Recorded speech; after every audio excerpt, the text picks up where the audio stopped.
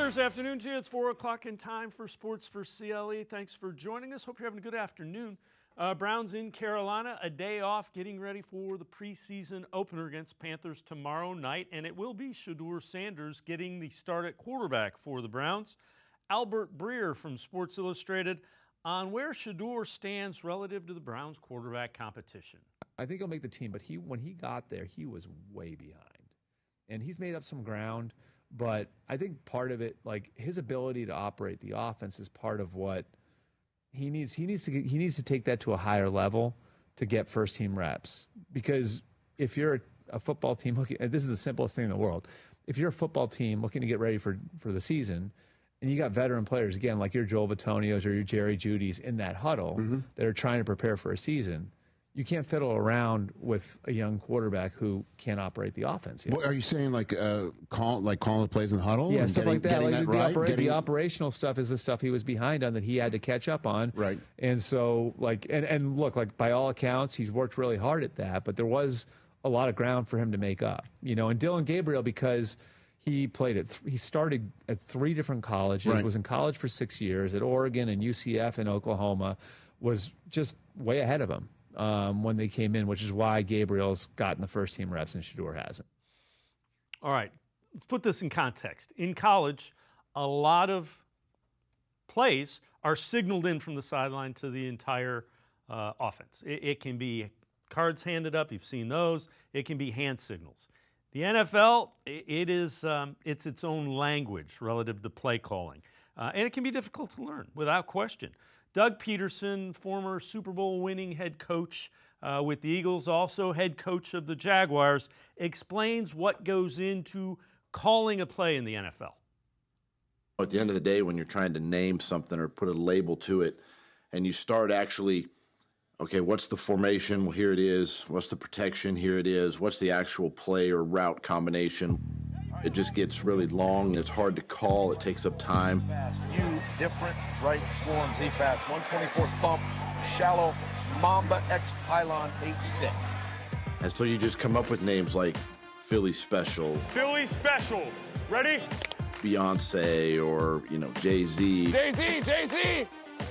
Jay-Z! Shorter is in vogue. Ice cream, Arthur! Seinfeld, Seinfeld! As offenses try to go faster.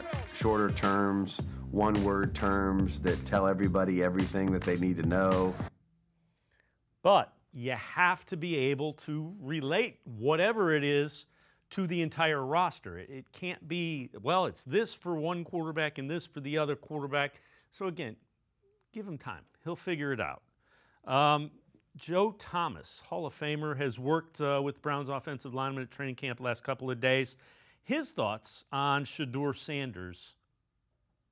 Driven and motivated he is to be great. I mean, he's doing all the things right. And really, some of the noise that you hear on the outside and some of the controversy around how Shedeur is being handled is not the feeling within the building, because he's doing everything right. I think he understands the plan, too, and he doesn't want to get thrown to the wolves right away, but he wants an opportunity, and it's been great. Dylan Gabriel had a little bit of an injury this week. Same thing with Kenny Pickett, so they were out of the rotation for a little while. So Shedeur had an opportunity to get in there a little bit more, and he made some really nice plays. And he showed up in the way that you saw him show up when he was in college, making some really beautiful, accurate throws, timing throws down the field. And so I think when you get that confirmation against an NFL defense of some guy that was doing it in college, you wonder how he's going to make that transition to the next level. And then he does it in training camp practices, especially against another team like the joint practices this week and next week. You start to feel really good about him. Now you start to think, okay, now we need to find a way to get him a few more reps. Still getting Joe Flacco ready, probably to start, but let's get Shedeur a few more reps, get him the majority of the number 2 reps, those opportunities to grow and see how quickly he can grow and learn this offense. And again, that's it. First step, get him out in the game, see what happens, and then you assess where you're at. And that will happen tomorrow night when he gets the start against the Panthers. Kyle Long, CBS Sports, pushing the pile. Browns' best and worst case scenario for 2025. Someone other than Flacco gets a lot of experience this year. That's the best case scenario for this team. I mean, they invested draft capital into a couple of young men. They acquired Kenny Pickett, Super Bowl champion Kenny Pickett. Look, you got Joe Flacco. Obviously, he's the guy that's most ready. But for the long term and the future of this football team, you're going to want a young quarterback to get some time. And you would ideally like him to beat Joe Flacco in a competition, but seemingly that's not going to happen.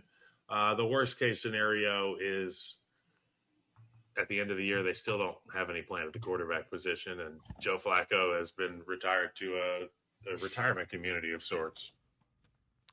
Well, unless they're winning football games with Joe Flacco, then it's not a bad thing. The other thing is, look, they invested a third-round pick and a fifth-round pick. And a third-round pick and a fifth-round pick aren't usually starting quarterbacks in the NFL. You can argue, and there are outliers. You know, I know there's Brock Purdy. I know there's Russell Wilson. For every one of those guys, there's 30 guys that are not starting quarterbacks that were drafted in the third and fifth round. So, again, they're trying to develop a quarterback. There wasn't a universal answer out there that they could get relative to a guy to draft with the number 2 overall pick or a free agent with their limited resources because of the Deshaun Watson trade that they could bring in. So they got 4 of them, hoping they can get decent quarterback play out of one of them. They have 2 first-round picks next year. All right, a lot has been made about the Browns trading back to get one of those first-round picks. They went from 2 to 5. Mason Graham was the pick. They wanted him, and they passed on Travis Hunter. NFL wide receiver Devontae Adams, his thoughts on anybody trying to play both ways in the NFL. I don't even think it's possible to do for real, not at a high level, and then go in there. It's hard enough to go cover a punt and then be on one side, and I haven't done it. I'm not acting like I'm on kickoff or punt, but I see the dudes, and I know you got your guys, and you see the yardage of my yardage over the game versus somebody that starts on offense and then plays special teams as well.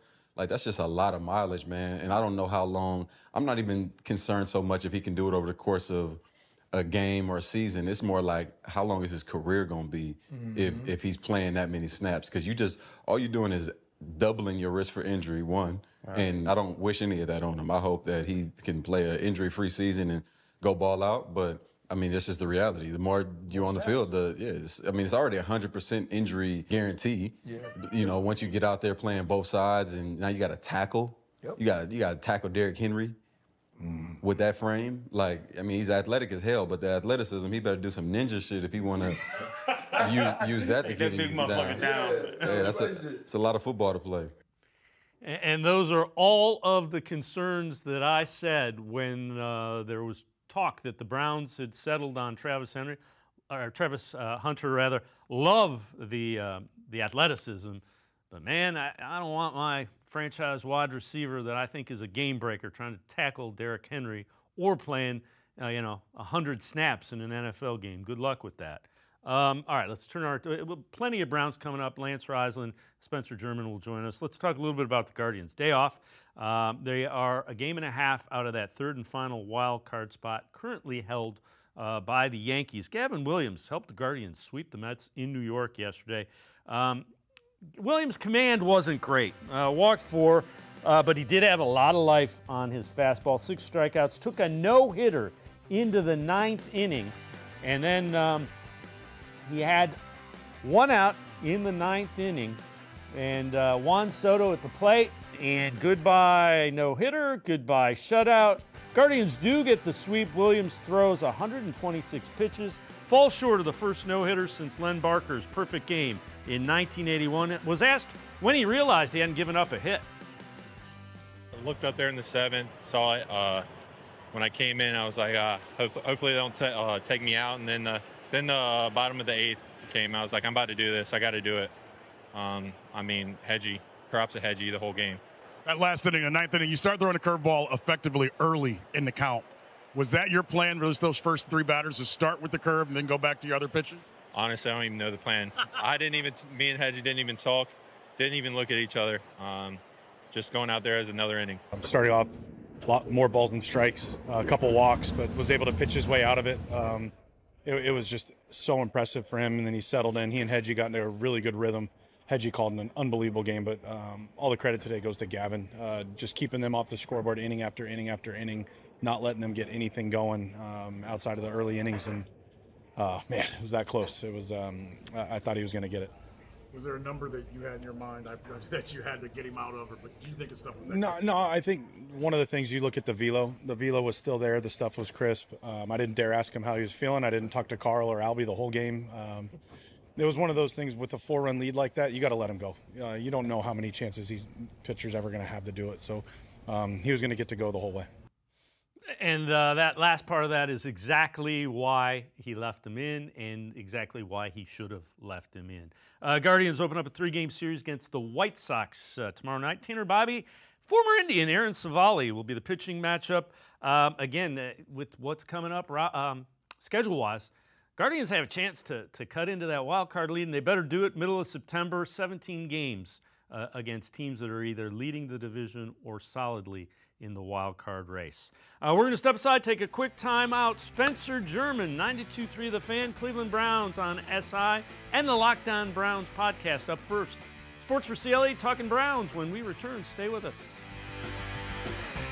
You got so much to do, it's got you feeling blue. Put a little play in your day, 'cause it's fun all over the state. So come on, great games wait for you and me, the Ohio Lottery.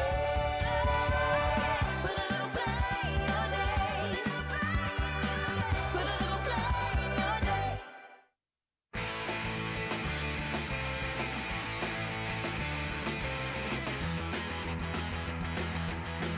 We continue talking Browns on Sports4CLE. Browns getting ready for the preseason opener against Panthers. Finished up joint practice with them yesterday. Mary Kay Cabot, Browns beat reporter for the Plain Dealer, cleveland.com, was in Carolina, saw the joint practice. Here is what she had as takeaways from the Browns and Panthers. Yeah, other than quarterbacks, how did you think things went for the Browns against the Carolina Panthers in the joint practice yesterday? Well, I have to say, I am here by myself, and I only watched the offense, and I'll be writing a little bit more about what I saw this morning because I had so many things to write and do yesterday. But I actually thought that the first-team offense got the best of the first-team Panthers defense, and that's what you want to see. There were times when the 2s and the 3s may not have won, but the 1s did, and that's good. And I think what I'm starting to see is Joe Flacco really heating up very, very nicely with Jerry Jeudy. When I look out there, I see almost the type of connection that Joe had with Amari Cooper. I think that's really, really good. I think the running game still needs Quinshon Judkins. I don't know when he's coming back. I suspect that we'll hear something sometime soon, but I still think that they need that bruising workhorse back. And then David Njoku, he's still working out some of the kinks, but I think he'll come around soon, and I think he and Joe will rekindle the chemistry that they had. And then just in terms of the other receivers, Cedric Tillman, well, Jerry and Ced are not going to play in the game, so we're not going to see that. But once again, I think Joe and Ced are coming along nicely. You're starting to see what the offense can look like, and I think that's good. Let's welcome in Spencer German from 92.3 The Fan, Cleveland Browns on SI, Locked On Browns podcast. Spencer, by all accounts, it was pretty even relative to the joint practice. Most concerning thing, and you kind of addressed this on the Locked On Browns podcast, it was sloppy. There's a lot of penalties, which I guess going against a different team is to be expected. But man, we've seen that movie the last 2 years. Yeah, it's kind of one of those things where it's good and bad in a way, because you'd rather they make those mistakes now and kind of get them out of their system. But at the same time, like you alluded to, we saw last year the offense could barely get off the ground because there was constantly just pre-snap penalties, illegal formations, false starts, holding, and they couldn't really do anything at practice. And while we thought at the time that it was the first thing, like, oh, they're getting it out of their system here in training camp, we quickly realized when the season started that, no, this is just kind of who they are and what they're going to do. and it became a real problem for the Browns, obviously, throughout the season. So, yeah, like I wasn't completely discouraged because it's early. You know, you're going against another team for the first time, but it is something to kind of keep an eye on because we know how that's affected this team in previous years. I guess the one good news is, like, a lot of them were, it seemed like most of them were like holding calls rather than the pre-snap false start stuff, because holding can be 50-50, like some guys will call it. They always say you can call it on any play, that type of thing. But yeah, I think other than the penalties, the reports that I sort of saw and from, you know, texting people down there, it sounded like it was a pretty productive session, especially like Mary Kay alluded to there. For the offense, I know Jerry Jeudy seemed to have a really good day, and so that's encouraging with him and Joe Flacco sort of hooking up. I guess my only other thing was I was perplexed, as I think everybody was down there, by the usage of Tyler Huntley really at all, because I understand you're trying to get him ready for a preseason game, but that kind of felt like something that you could have done today during an off day where you maybe have some walkthroughs and things. I understand he just got to the building, but those joint practice sessions are largely meant as they're sort of treated like with the same sort of level of a preseason game, if not more, in terms of getting valuable reps to prepare for the season. And so I thought it was weird that they would use any of those reps at all to prepare a quarterback just for a preseason game where he's essentially coming in to be a you know, just stopgap answer to get you through the preseason, and that's it. So, but other than that, I mean, it sounded like a lot of positives in terms of getting a chance to play against the team for the first time. And I'm encouraged to see what that looks like next week when they take it on the road again to play the Philadelphia Eagles, who we know are the defending Super Bowl champs. All right, a lot was made of Shedeur Sanders not getting reps with the ones. Turns out he's going to be playing with a lot of 2s and 3s, so he's going to be getting a start against the Panthers with the guys he's been practicing with, which probably was the plan or part of the plan all along. I know you addressed Sanders' Locked On Browns podcast. What are your thoughts? Yeah, this is a topic, honestly, I think I could go on and on about for a while. I won't do that on this space. I know we only have limited time, Dave, but I just think like the national narratives that have sort of been spun about this situation, about Shedeur Sanders here in Cleveland, are kind of disingenuous, or very disingenuous, maybe, not just kind of. I think they are very, very disingenuous, because it's a lot of people speaking from a place of not really understanding the situation here, and frankly, like, who haven't been in the building even for an iota of time to really know what's going on. And listen, if you two things can be true at once. It can be true that Shedeur probably should have taken first-team reps at this point, and because I believe he earned them. I think the way he's played in practice, like, he deserves to at least see what he can do with that group. For some reason, they view he still has some work to do and that he's kind of still getting acclimated, and that's their opinion on it. You can disagree with that opinion, but the idea that they've set him up for failure here, I just don't understand where that comes from. When you're talking about an organization that doesn't have a quarterback, hasn't been able to frankly figure out their quarterback situation for nearly 3 decades now. Like, what is the incentive to them to, on draft weekend, trade up in the 5th round to draft this guy, and then their grand plan for him is, you know what, let's sabotage his career, as some are saying. It just doesn't add up to me. It doesn't make any sense. I'm good. I love a good conspiracy theory every now and then, but this one just doesn't really track for me. And I also think, frankly, like, well, I guess 2 other things.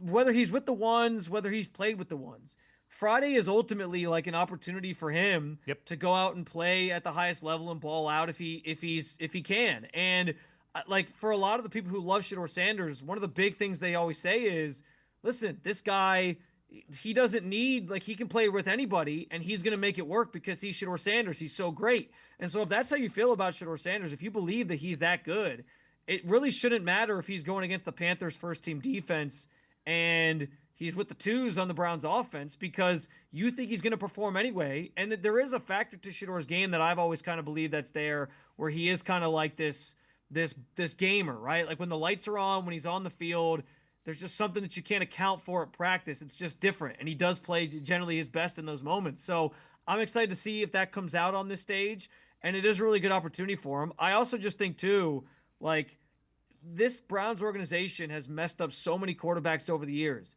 by putting them on the field too soon and rushing them out there.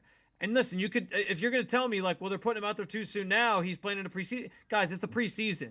Nothing that happens on Friday night is going to end or be like a finite thing for Shedeur Sanders' career. I guess unless he plays so well that the Browns decide, you know what, now he's our starter, and then it changes the trajectory of how this thing was going to go. But if the worst thing the Browns are doing to Shedeur Sanders is being patient with him, then I think they're going to be okay, because that was probably something they should have exercised with a lot of other quarterbacks that came through that building in previous years, and they sort of ruined their careers by putting him out there too soon. Exuding patience is not something, in my opinion, that is setting him up for failure or sabotaging his career. All right, before we go to break, again, I know you've addressed this, and I'm curious. Locked On Browns podcast. Do you think they're forcing the issue a little bit with Dillon Gabriel? Probably to a degree, but I think a lot of that stems from we know at this point they loved him during the pre-draft process. He was their guy for whatever reason. We can disagree with that reason, but they had a reason why. And I think a lot of it has to do with the intangible stuff, the off-the-field stuff. Like I think he has like this great football IQ that they see. They think he has the strong arm. He can clearly, I think they believe he can pick things up quickly. And so, yeah, I think to a degree, they forced the issue. You know, when Kenny Pickett got hurt, I felt like it was a perfect opportunity to say, hey, let's get some first-team reps for both Dillon, or more first-team reps for Dillon, and give some to Shedeur as well, and sort of split those reps. Instead, they kind of just passed all those reps off to Dillon Gabriel that would have been Kenny Pickett's. And so I did find that interesting. To answer your question, like, forcing the issue, probably a little bit, but it seems pretty clear to me at this point that they are setting him up to play at some point. Like, they are preparing him to play at some point this season. And so it's fair to reason that he probably plays before Shedeur does. But I also think we assume that anyway, just based off what this depth chart was kind of looking like, based on what the Browns have sort of showed us. But yeah, I think it's fair to say maybe they forced the issue a little bit, but they clearly have a different grade or perspective on who Dillon Gabriel is that a lot of people necessarily maybe didn't. And, you know, they're trying to see if they can make it come to fruition and if it's going to work quickly. So I get throwing a lot at him to sort of prepare him for a season, but it does seem like it hasn't gone as they had hoped, because there were some ugly days in there before he obviously is now dealing with the hamstring injury. Yeah, and again, let's see what they do with him moving forward. You do things in practice, and then you have to alter it after you assess it. So we'll see the preseason. We'll see what happens once Gabriel is healthy. Spencer German and I are going to step aside to a quick timeout. Other side of the break, talk a little bit of defense. Sports4CLE. We'll be right back. Stay with us. Come back to go forward. Back to learning new things. Back to pursuing your dreams. Tri-C has flexible learning options to fit your life. And every year, more than 1,000 local companies provide Tri-C students with real-world learning. The right education can boost your lifetime earning power by hundreds of thousands of dollars. Start now with a college education you can afford. Tri-C, where futures begin.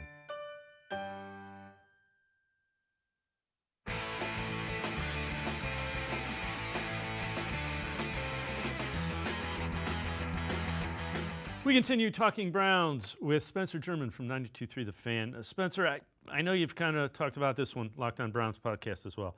MJ Emerson injured. Jordan Hicks retires. They're not going to have Jeremiah Owusu-Koramoah, though I think they probably knew that when they drafted Schlesinger. Is this defense kind of getting thin by injuries already? You know, the dreams of being a dominant defense, are they taking a little bit of a hit? Sorry, one more time. The injuries to the defense. Sorry. No, you're good. It just broke up for a second. Yeah, I've worried about that a little bit myself.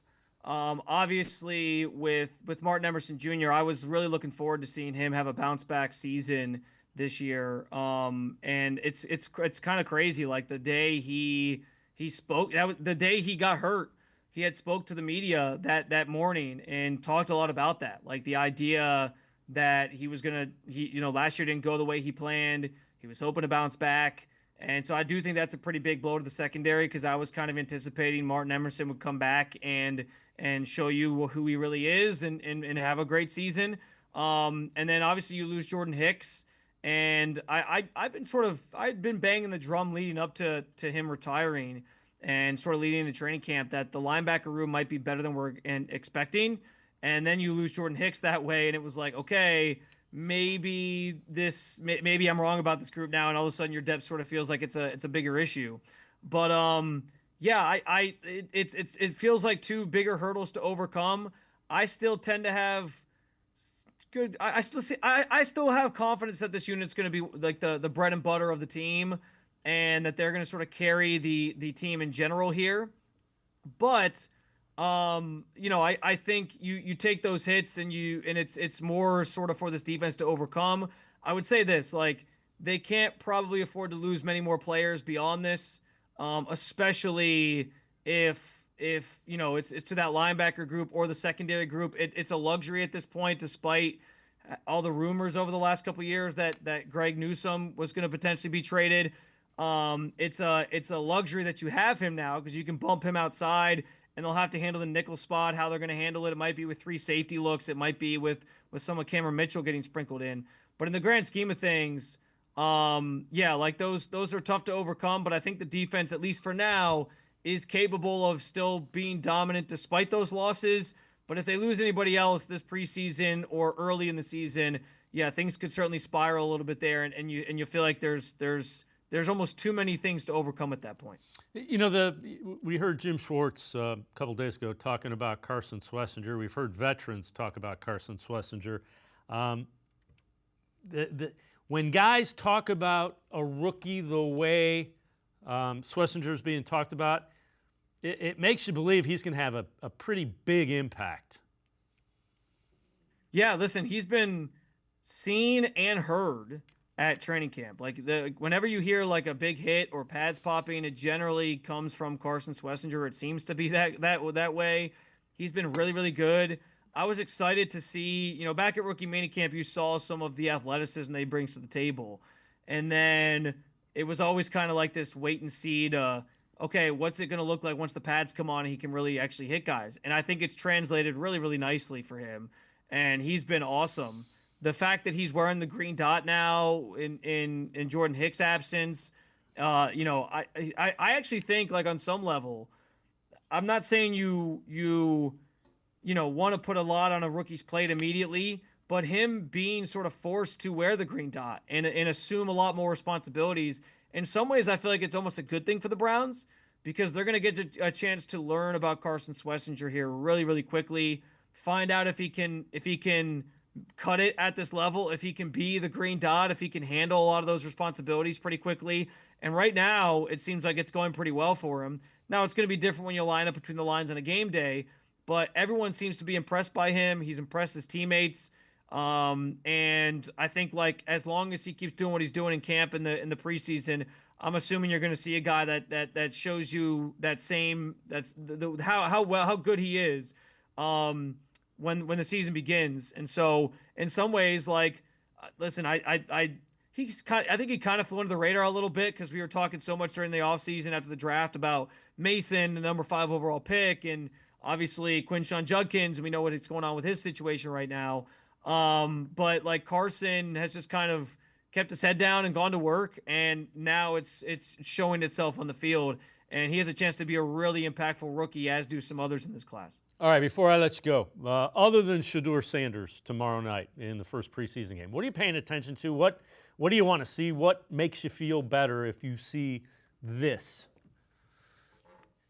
Yeah, it's a great question. Obviously, everyone's going to have maybe different answers to the things that they're looking at. Understanding that a lot of the starters aren't going to play. One thing I would sort of go to first is the wide receiver room. Jamari Thrash, I think, has had a really good camp. And I want to know if that's going to translate, though, onto the field, and we're going to see the same consistent guy who can catch the ball. That was an issue for him last year. And frankly, in a wide receiver room that we know is inexperienced, doesn't have a lot of necessarily talent on it, or a lot of question marks, rather. Even, other than Jerry Jeudy, even Cedric Tillman to a degree is a question mark, because he either hasn't been able to stay healthy, or he just hasn't done it consistently enough yet. I think you're looking for other guys that can stand out and make an impact. And that's what you're hoping for when it comes to when it comes to that wide receiver room and somebody like Jamari Thrash. So I'm curious to see what it looks like for him. I think any of the rookies, as we kind of talked about, is going to be interesting. Kevin Stefanski made a point in saying on Wednesday that joint practice was more about the vets and that Friday was going to be more about the young guys. So anything that those guys sort of put on tape and show, I think is going to be valuable, especially, Schlesinger stands out in my mind, but so does Harold Fannin Jr., who I think is going to be used a lot in like these 12 personnel sets that Kevin Stefanski loves to run. And does he start to develop some chemistry with somebody like Shedeur Sanders? Like that's the type of stuff I'm looking for there. And then this is maybe me guessing a little bit, but if Alex Wright and Isaiah McGuire play, continuing to see those two guys show what they can do at that defensive end spot opposite of Myles Garrett, because that's a key position battle for this defensive line.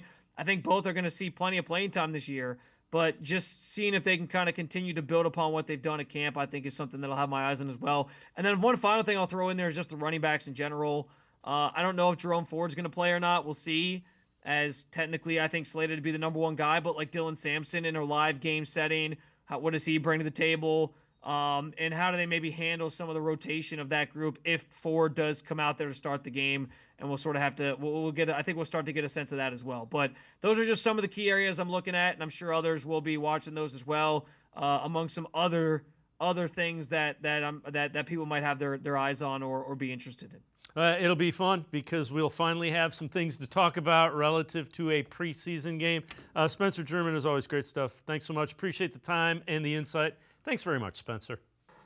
Always a pleasure, Dave. Thanks for having me on, guys. Spencer German, make sure you check him out. 92.3 The Fan. Also writes for the Cleveland Browns on SI and hosts the Locked On Browns podcast. We're going to step aside, take a quick time out. We continue talking Browns.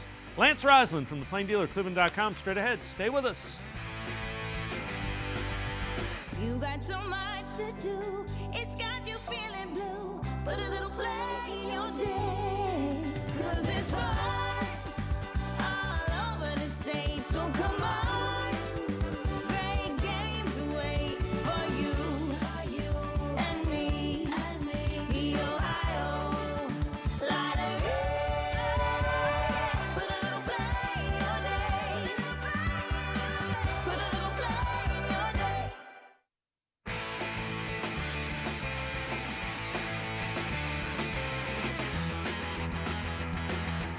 We continue talking Browns on Sports4CLE. Mike Renner from CBS Sports pushing the pile with what he wants to see from Shedeur Sanders in the preseason game against the Panthers tomorrow night. Preseason, I just want to see the speed that he plays with. It just, you can't have those holds, the Caleb Williams plays we saw last year, not to, bring it back to your boy, but you can't have the sacks that he was known for. He would do that. And I just want to see what his arm looks like on an NFL football field, because the ball is slightly different from college to the NFL. Guys have sometimes struggled with that in the past. Lamar Jackson made note of that his rookie year and has actually improved a lot from his rookie year on. But you'd be kidding yourself if you said that Shedeur Sanders was anywhere outside of the bottom 10 in terms of NFL starters, in terms of arm strength. So what does it look like on an NFL football field? Is it really untenable in terms of attacking down the football field? That's what I really want to see here early on.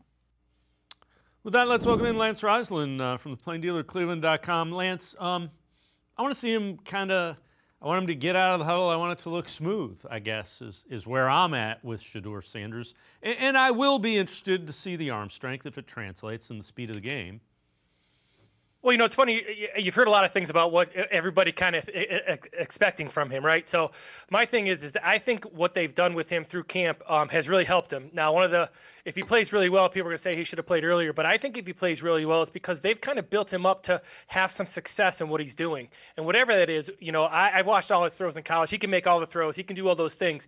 But what he has to do is he has to stay fundamentally sound, because what people are getting at with that arm strength, you get away with arm strength at times if you're on time, you anticipate, and you're accurate, which he's been throughout his whole career. However, he does have issues holding the ball. If you go back to his last day at camp, he had his two best throws in a 2-minute drill, a dig route to Deontay Johnson and a seam route to Floria.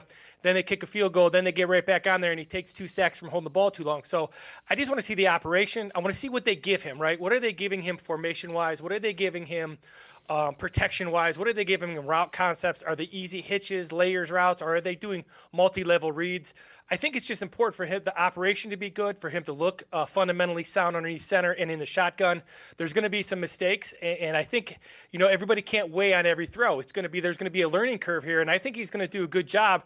But I think a lot of that has to do with the steps they've taken in camp to make sure that he's up to speed on what he's going to run tomorrow night. Harry Douglas, former NFL wide receiver, on the Browns quarterback situation. This is from ESPN, Unsportsmanlike. Yeah, I feel like this is a hostage situation. You keep 4 quarterbacks on your roster so you don't put one of those young guys on practice squad and someone snatches them up. So you just keep them on your active roster. Now, that bothers me, because what if one of those spots could be utilized by a player that's desperately needed on offense, defense, or special teams? But you're gonna carry 4 quarterbacks on your 53-man roster? I don't know when the last time that has even been done in the National Football League. Yeah.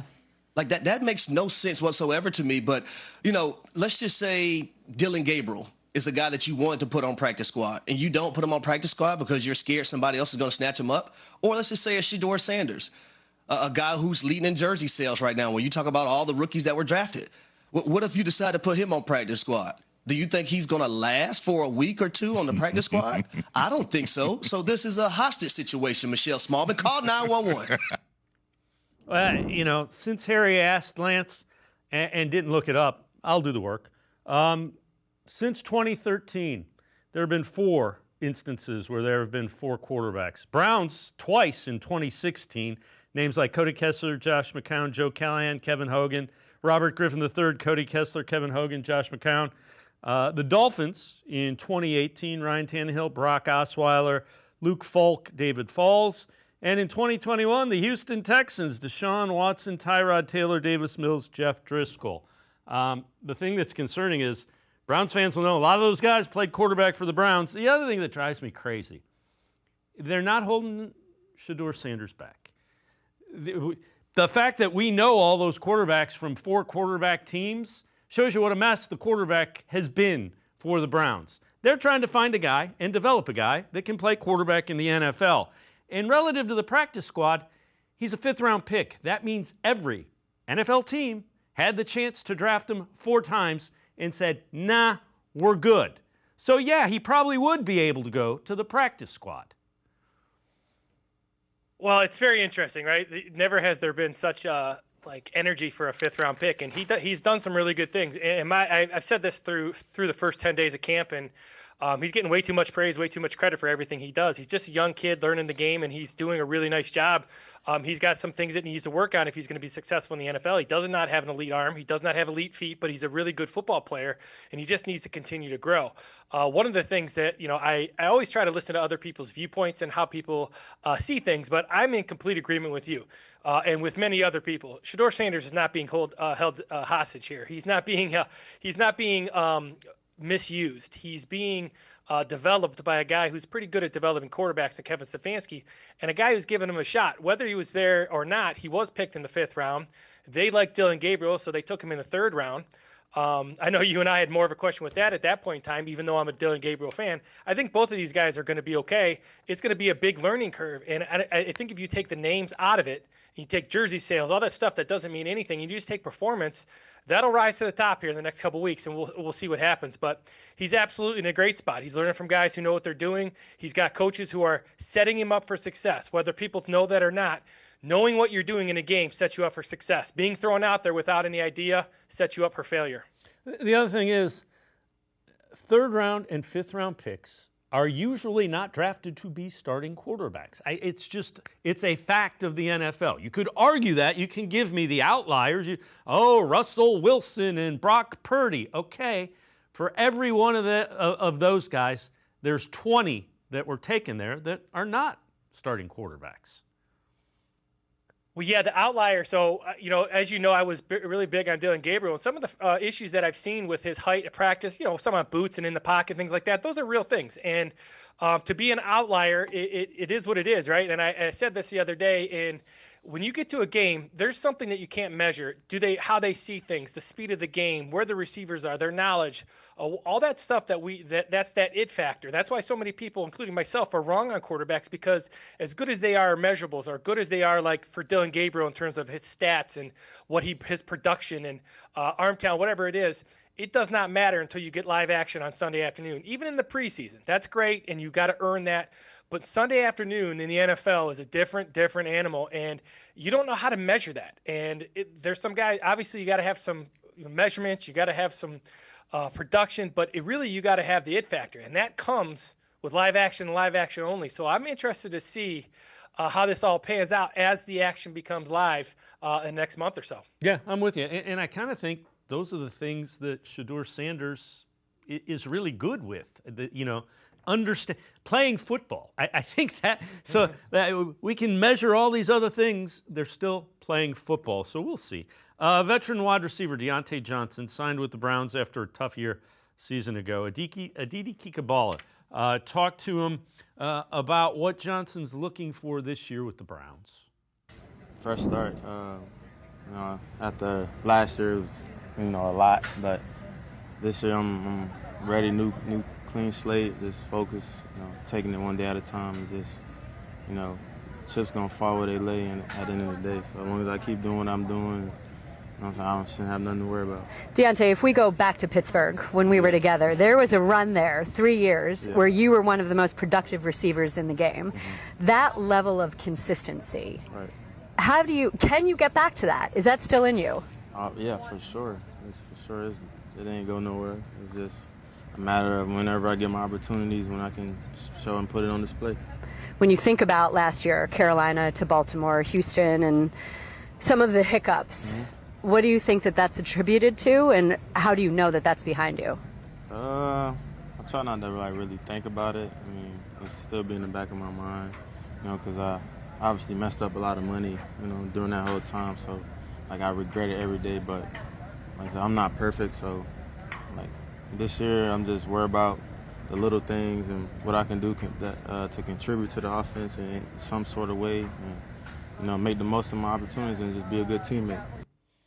Lance, listening to him, I was like, man, I hadn't heard him say how much he regrets it last year every day, and that kind of makes me hope that he takes advantage of this opportunity here, because there's an opportunity for him to be a big part of this offense. Well, I'll tell you what, if you look at it just so I try to always keep it to the field or always keep it to the film, but when you watch him on first, two things stand out. One is his ability, his catch radius, his short area burst, all that stuff that made him a primetime player. You can absolutely see that. It's dynamic in space. Secondly, he's been a really good teammate in terms of he's always on time. It seems like he's always on time. He's always in the front of lines. He's always working hard. He doesn't say much. He's just part of the team, and I think that's important when you're coming off a tough year with off-the-field stuff or whatever issues he had. He seems like he's being a really good teammate. But in terms of why they went out and probably got him skill-wise, you can see not only are they struggling at receiver in terms of depth, this guy's got elite talent. His ability to get off the line of scrimmage, catch at the catch point, run after catch, play multiple positions inside and out. He can run the whole route tree. He can motion.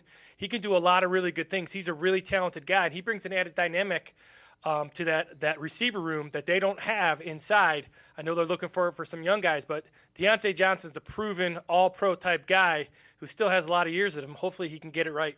All right, former NFL offensive lineman Brian Baldinger with what he's seen from the Browns' offensive line.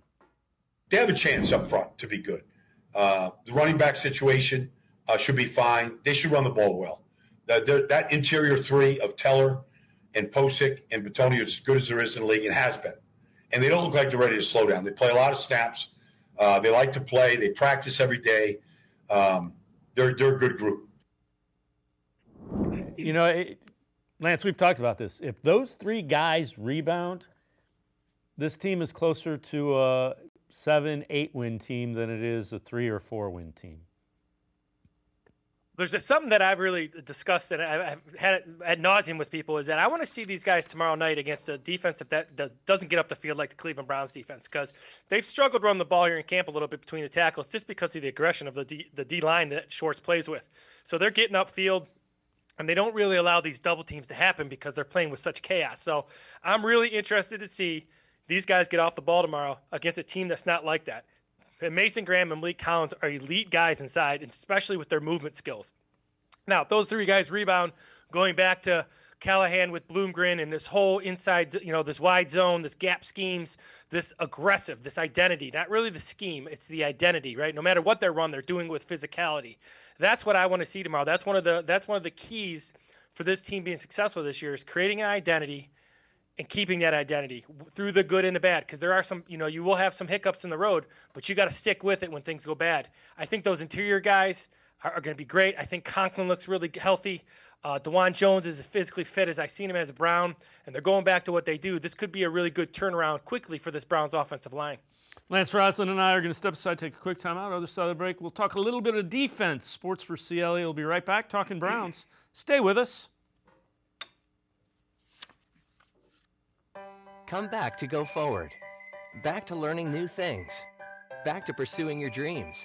Tri-C has flexible learning options to fit your life. And every year, more than 1,000 local companies provide Tri-C students with real-world learning. The right education can boost your lifetime earning power by hundreds of thousands of dollars. Start now with a college education you can afford. Tri-C, where futures begin.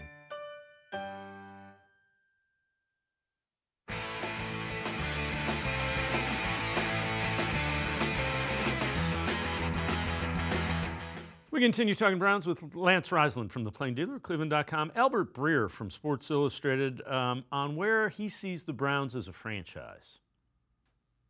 They're in a weird transition spot where I think Andrew Berry and Kevin Stefanski were really honest with themselves about where they are, and that maybe that window of the group that they made the playoffs with twice over the last 5 years is up.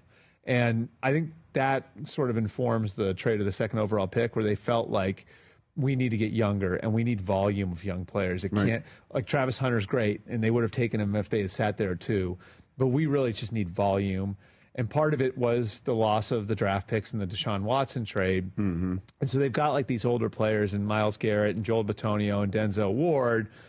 But on the other end, they're trying to get younger. They're trying to balance their roster out. And I think that's sort of why they're kind of in that weird spot at quarterback where it's like, we'll make it work this year. Well, Lance, I think I agree to a certain extent. They're in the spot with the quarterback because nobody stood out. There wasn't a slam dunk, let's make sure this guy looks like he can help us win. That's why they're in the spot with four quarterbacks. Well, yeah, and here's the way I look at it, too. This whole, rebuilding, I think the Browns have too much talent on every level of both sides of the ball, right? So they got an elite receiver. They got elite secondary guys. They got a couple of really good linebackers. They're elite inside on defensive line, especially with a couple of those guys. The offensive line has guys not going back to their scheme. Running back's a question. But the big question, obviously, is quarterback, and it's a quarterback-driven league. In fact, all levels of football are driven by the quarterback. It's a team game, but make no mistake, that quarterback has to be really good in whatever scheme he's in. And that's where the Browns, if they can get adequate quarterback play, they're too good at every other position to be terrible. And I don't, it's not all about wins and losses, but if you're in the game at the end of games, you got a chance to win those games. And they're well coached, and Kevin Stefanski is not coach of the year on accident. That didn't happen on accident. They just have to have good quarterback play because their coordinators are really good. Their special teams are going to be good this year. Borquez is a great punter. Hopkins is going to get back on track, you would think. So they have pieces. It's the quarterback. The quarterback has to play well, and they can turn the corner quickly. All right. Again, Brian Baldinger, we heard from the last segment, talking about what he sees now with the Browns' defense. Jim Schwartz maybe New Orleans played more man coverage, but not much more than what Cleveland played. And they had three guys, in Denzel Ward, Newsome, and Emerson, that would just go out there and challenge him, and then allow Myles to get after it. And whoever else was on that defensive line, including now Mason Graham, the rookie, the fifth pick in the draft. So I don't know if they can still play that style.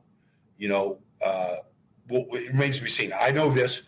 When I watched them, they were starting two rookies. They're starting the first-round pick, Mason Graham, and they're starting their second-round pick, Carson Schwessinger, out of UCLA. And it looks like I asked him if he's, because he never came off the field when I was there. Nickel, dime, pass rush situations, base, he was on the field. So I think he's going to wear the green dot. I think he's going to end up being the captain of the defense. They've had a lot of turnover at linebacker over the years. So I feel like those are two guys you can really watch and check out. Replacing Martin Emerson Jr. is going to be tough. So, Lance, yesterday we had Panthers beat reporter Alex Zetlow on, and he mentioned Tet McMillan was a problem. It's a big wide receiver that the Panthers took out of Arizona in the first round, 8th pick, I believe it was. Do you think the Browns are going to have trouble now that Emerson's out with those big-bodied wide receivers that Emerson was physical with? I mean, Ward is physical, Newsom's physical. They're not built to take on guys like that. Well, if I was going in without Emerson, my first thought would be I'm going to take away the best receiver with Denzel Ward. Now, everybody thinks of that differently. I know Jim Schwartz has a lot of confidence in his guys, and that's why he's one of the best coaches in the world, especially on the defensive side of the ball. But that would be the first thing I do. I don't care about how big a guy is. Watching Denzel Ward every day, if he stays healthy, he's as good as it gets. And I'm talking anybody in the league. He is a great cover corner. However, they might have to have a little safety top of over the top when Newsom's on them if they want to bang. Now they got to be. I think the corners have to be really good at the line of scrimmage to make sure that these big, tall receivers don't get free releases. Maybe they get help over the top with that one free safety. Maybe Denzel Ward goes to the second best receiver. We used to do that as well, where your best corner covers the second best receiver, then you double the best one. So there's different ways you can attack and different ways you can do things. But again, defensively, this comes down to creating pressure. A big, tall receiver is usually at his best when the ball is being thrown downfield. So if you can create pressure and get pressure, that eliminates those deep throws. And then underneath, those guys usually aren't as good underneath with sudden twitchy routes, hitches, things like that. So that, once again, those big receivers, they have to be negated by the Browns' defensive front creating pressure on that quarterback. But again, I think Tony Brown, Chiguze Anuzium, the guy they got, those guys are both 6 foot, 200 pounds. So they got some big body guys. They just got to make sure they help if they feel that they're undermanned against certain teams at receiver position. Well, is there an area of the defense that concerns you? I think the line's going to be strong. Schlesinger, I'm intrigued by. What area of that defense concerns you? Well, the Emerson injury, that concerns me a little bit more now. So what I've seen in camp is I've seen Newsome go out to one, and then I've seen Ronnie Hickman go to the nickel a little bit. Miles Harden, I thought, has been had a pretty good, especially last couple of days of camp. You got Mitchell, who was a real thick kid. He's played some nickel too. So those guys are some nickel guys. Those guys can possibly play some corner too. But that rotation now with Emerson gone, without Newsome playing inside, and he was playing pretty well. My biggest concern would be the one free safety. Is that going to be Kazee with Hickman down the box? Does that mean they're going to move Delpit back, which I don't think, Delpit's a strong deep. So is Delpit going to be down and be the nickel guy, or who's going to be the free safety? Is it going to be Hickman, Kazee, this Edmonds kid who's had a great couple days at camp? Who's going to be that guy that can create some turnovers and make tackles when teams break through against a press coverage team? That's going to be the key. Without question, my number one concern. It's not linebacker. It's that who's going to be that free safety and who's going to create some turnovers and make those game-saving tackles when the Browns need it. Lance Reisland and I are going to step aside, take one more time out. Other side of the break, film breakdown, video analysis, some position groups and battles that we can pay attention to in tomorrow's first preseason game. Sports4CLE, be right back. Stay with us.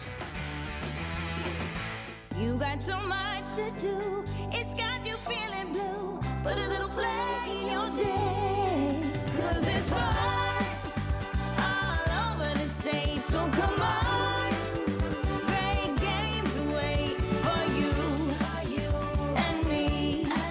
The Ohio Lottery. Put a little play in your day. Put a little play in your day.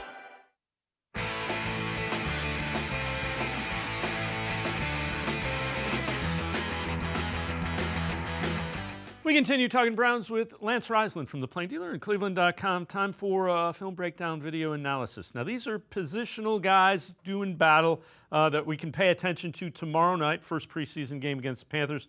We're going to start with some wide receivers. And, Lance, we've talked about these guys quite a bit. Luke Floria, Gage Laverdan, and Davis. Take us through these and kind of what you're paying attention to and keeping an eye out for against the Panthers tomorrow night. Well, starts with Luke Floria for me. You're going to see Luke Floria had a really good camp. You're going to see him here.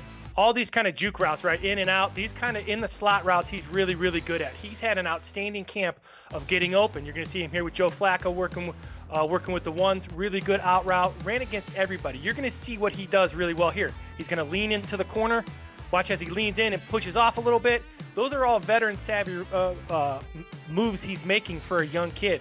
Now, the thing that I really want to see out of him is what can he do from the slot, and can he make some run after catch? Because if he can make some run after catch, he did all these things really, really well. Super impressed with his ability to be sudden, twitchy in the slot. Will he play special teams? I think that's huge, that he's got to cover some kicks and he's got to return some kicks. Can he make runs after catch? Can he get easy yards for the Browns that you and I have talked about if they're in 11 personnel? Obviously, with these guys, you got to think, obviously, Judy, you got Tillman. They love Deontay Johnson. Obviously, they love Thrash. There's a spot or two left, and these three guys are fighting for it. Luke Floria is a guy who's definitely had a consistent camp. He was good through the summer. He's definitely made a name for himself. I look forward to seeing him in space tomorrow night. Yeah, and we tomorrow night. We also know for sure, Lance, that Jerry Jeudy's not playing and Cedric Tillman's not playing. So these guys are going to get some action, some game action. Next guy is Gage Lavardin, and he's a guy that anytime you hear a big play in camp, it seems like it's been Lavardin making it. Oh, he's been outstanding all camp. So here's a guy, so you're going to see him right here just running these really technical routes. He runs really good routes. He's another undersized guy, but he plays inside and outside. And he's done a really nice job of finding seams and getting open. And he has great body control, spatial awareness, burst.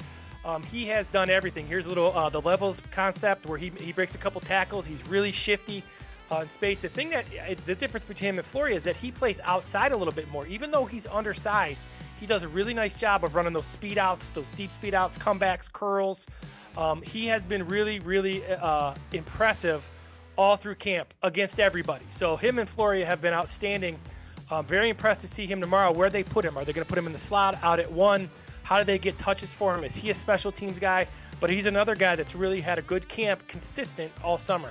Yeah, undrafted free agent out of South Carolina. Played a couple of years ago back in the MAC at Miami of Ohio. Next guy is Davis. So take us through what you've seen from Davis. Caden Davis, a little bit older guy. Another guy who's always open. He's a very savage guy. Here, get a little crossing route from Pickett. Does a nice job. He's got a lot more speed. They've run some reverses with him, some things like that. He does a really nice job of using his body. He's got long arms. Like I said, he runs very fast. The thing about him, again, he's a guy who could play in the slot a little bit. He's very position flexible. So I think that gives him a chance because he can line up in all three receiver spots. Even if they go 4 wide, he can line up anywhere and play everywhere. He's got very consistent hands.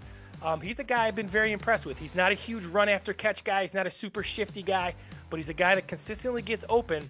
And one of these three guys, I think, one or two of them is going to be that final receiver, and they gotta figure out what they want. Do they want more of an outside guy, more of an inside guy? Davis has been a guy who was super, during the OTAs, very consistent. All three of these guys have been very impressive with their attention to detail and their daily practice habits. Yeah, and we kind of alluded to it earlier. The tiebreaker between that final spot might very well be what can you do for us on special teams? Can you be a gunner?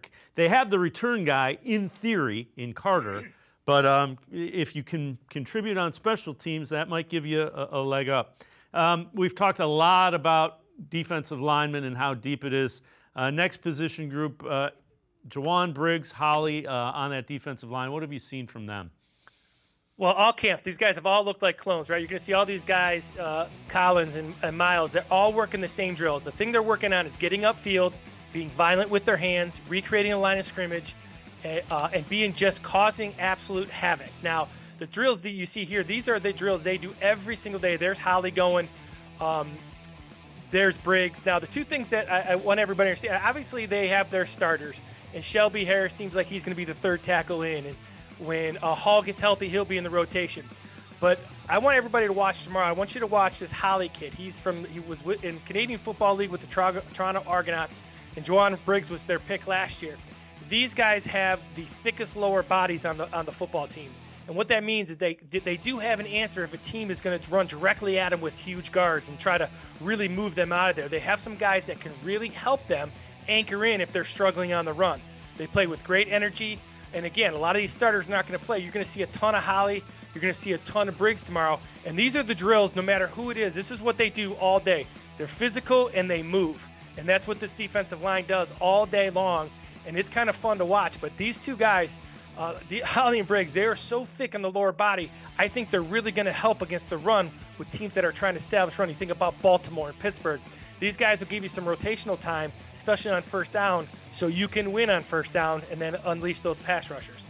Yeah, and Jim Schwartz has said he firmly believes that the guys at the end of that cycle for the defensive line for the Browns will be playing significant snaps somewhere in the NFL. So those are names to keep your ear out for relative to trades. Can you get a wide receiver? Can you get a running back that would help?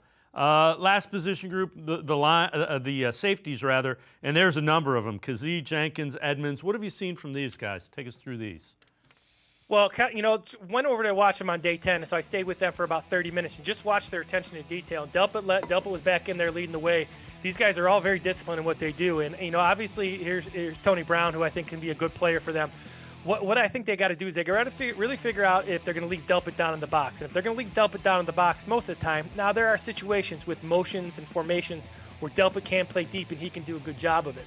There's Ronnie Hickman, who I thought was going to be the guy, but now they're moving him down a little bit more with Newsome moving outside. So I think he'll be more inside and outside. Very, very impressed with his footwork. Here's Edmonds, who I've been super impressed. Christopher Edmonds, he's made a bunch of plays.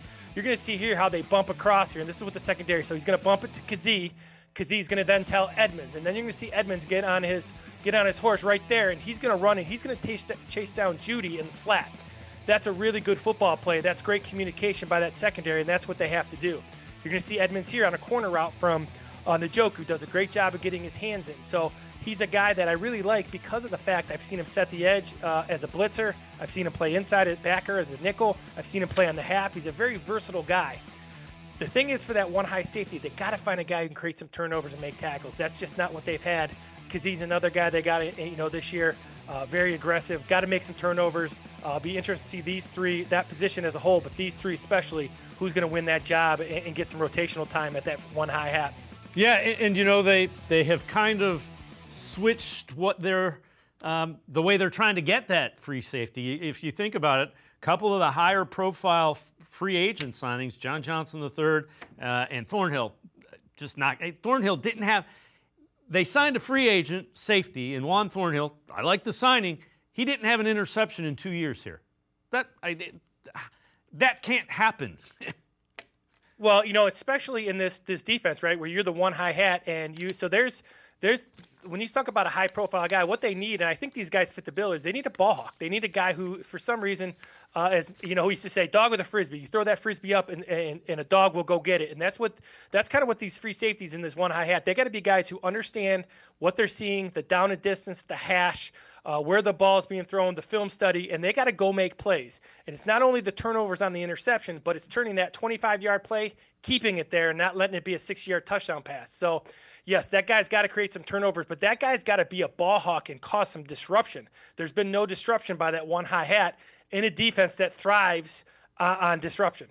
And, a lot of the starters will not play tomorrow. Still plenty of reason to watch. That's what happens when you get some young guys with the ability to earn roster spots. Lance Reisland is always great stuff. Appreciate the time and the insight. Thanks very much, Lance. As always, thanks for having me. Lance Reisland, make sure you check him out. Always great stuff, especially film breakdown, video analysis, telling us some guys to watch out for in that first preseason game against the Panthers, who are fighting for roster spots. That's going to do it for this edition of Sports4CLE. We'll see you back here tomorrow at 4 o'clock. Have a great night, everybody. See you tomorrow at 4 on Sports4CLE.